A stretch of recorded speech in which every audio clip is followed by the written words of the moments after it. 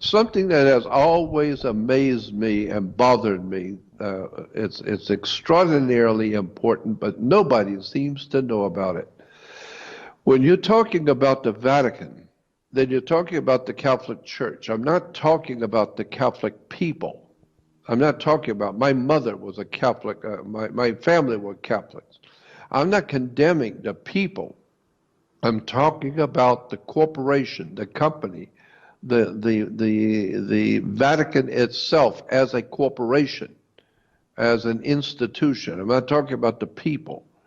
But what has always bothered me is that something so obvious, so really in your face obvious, nobody sees it.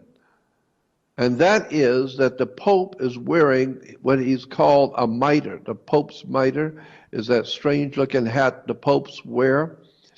Catholics all over the world see the Pope wearing that strange hat that we call the Pope's mitre, and have no idea in the world why the Pope wears that particular strange hat. And the cardinals on occasions will wear the same kind of hat, that strange pointed hat that the Pope wears. And people all over the world who are Catholic, who are very sincere Christian Catholics, have no concept, no understanding at all what that headdress, that mitre that the Pope wears, what it means. And that's what's so extraordinary to me. When you find out what that hat represents, then it's, I don't even know, I don't have words in English to explain how atrocious this whole subject is. When you find out what that Pope's mitre represents. The Pope is wearing that strange hat that he wears, very large pointed hat. It's called a mitre, M-I-T-E-R, the Pope's mitre. It represents the God of the Catholic Church. It represents the divine presence of God over the Pope. The Pope is beneath the mitre. The mitre represents the God of the Catholic religion.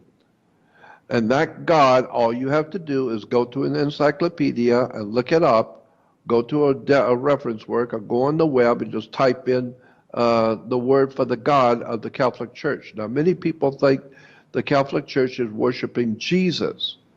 But in point of fact, no, that's not true. That's what you think it's doing. But that Pope's mitre does not represent Jesus. It represents the God of the Catholic Church, and that God's term, the name of that God is Dagon. D-A-G-O-N, Dagon.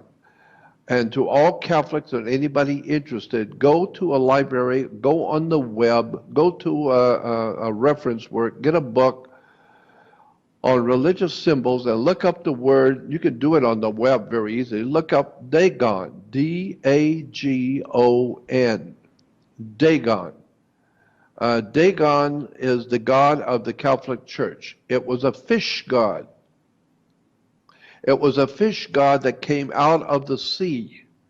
And the ancient Phoenicians and Canaanites called him Anus, or Onis, O-N-E,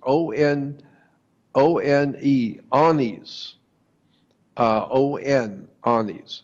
But the Romans called him Dagon. Dagon and Onis is the same god.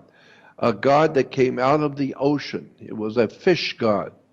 And it goes back to the ancient Phoenicians and Canaanites and Philistines were worshiping a pagan god from the ocean called Dagon.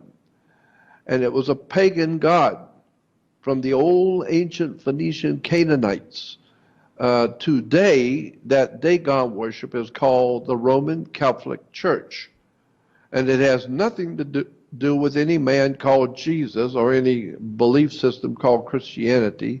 It's the old Roman religion worship of Dagon, because in the ancient Roman Empire, before Christianity, the ancient Romans, like the ancient Greeks and all the Babylonians and Sumerians and all the other ancient cultures in the ancient Middle East, All of those ancient cultures worshiped Dagon.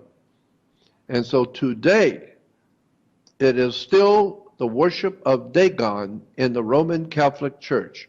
And that's why I am amazed how many people go to church or see the Pope and they're out there crying and shouting and jumping around for joy when they see the Pope come through. Everyone is like they're seeing Santa Claus or Elvis Presley. Everybody's jumping around, and it's such a holy occasion seeing the Holy Father, and never realize for a moment the Pope represents Dagon, D-A-G-O-N, Dagon, the fish god of the Phoenicians and the ancient Phoenician culture. The Philistines worshiped Dagon. The ancient peoples called him Anis or Dagon. Go in the dictionary and look it up, and you will see 3,000 to 5,000 years ago in the reference books, in the encyclopedias, look up Dagon, and you will see that, say, 5,000 years ago, the priests of Dagon were wearing the same identical hat that the Pope wears today. The same identical headdress, the same identical clothing. The words are identical. So Catholicism has nothing to do whatsoever with Christianity. It's merely a cover. It's merely a cover for the ancient Roman religion, and that's why today the word Catholic is a Latin word, Catholic, which simply means universal. Anything which is universal and all over the world at the same time is referred to in Latin as Catholic. Catholic is not the name of a religion, it's a word which means universal. So therefore, air is Catholic because air is everywhere.